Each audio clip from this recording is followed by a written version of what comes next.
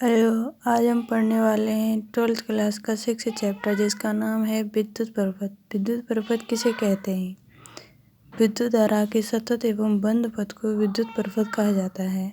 इसमें हम पढ़ेंगे संधि, शाखा, लूप अथवा किरचॉफ के नियम।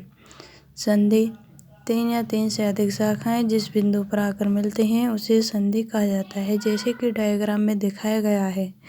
इसमें 3 या 3 से अधिक शाखाएं जिस बिंदु पर आकर मिल रही हैं उस बिंदु को संधि कहा जाता है। शाखा जहां धारा का मान नियत रहता है उसे शाखा कहा जाता है। लूप जैसे कि सेल, कुंजी, प्रतिरोध आदि अवयवों से जुड़कर बना परिपथ लूप कहलाता है, जैसे डायग्राम में दिखाया गया है। इसमें एक सेल है, एक कुंजी अथवा एक परिपथ, तीनों से बना बंद परिपथ को लूप कहा गया है। किरचॉफ का नियम। किरचॉफ का प्रथम नियम अथवा संधि नियम। किरचॉफ के प्रथम नियम को संधि नियम भी कहा जाता है।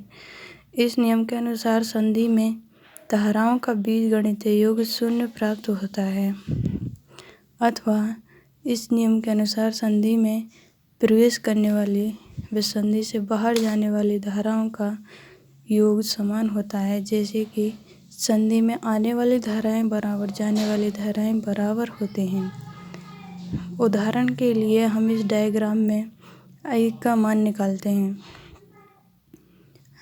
I का मान निकालने के लिए इसमें किरचॉफ का प्रथम नियम का उपयोग करेंगे। किरचॉफ का प्रथम नियम है आने वाली धारा बराबर जाने वाली धारा। इसमें आने वाली धाराएं 3 हैं अथवा जाने वाली धाराएं 2 हैं। आने वाली धाराओं का मान 2 एम्पियर, 3 एम्पियर अथवा I3 है, जबकि जाने वाली धाराओं का मान 5 एम्पियर और 3 एम्पियर है। आने वाली धाराओं का योग 5 + I3 बराबर जाने वाली धाराओं का मान 8। इसमें I3 का मान निकालने के लिए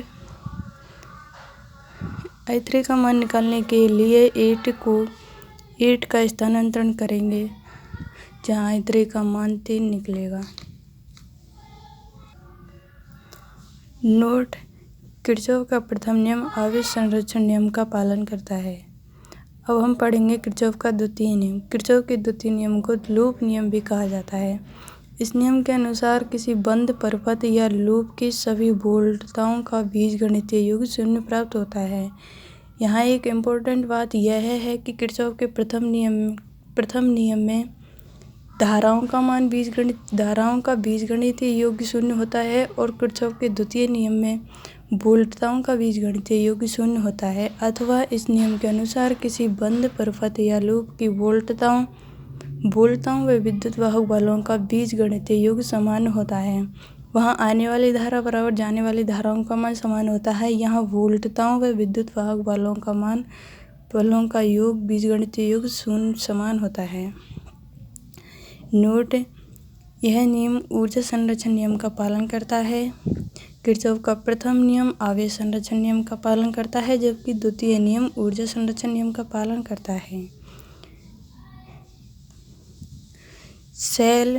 जब सेल में धनात्मक सिरे से ऋणात्मक सिरे की ओर चलते हैं तो विद्युत वाहक बल ऋणात्मक लिया जाता है।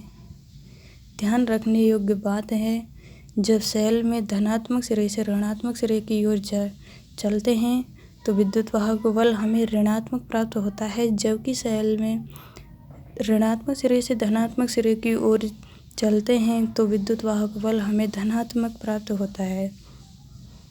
Thank you.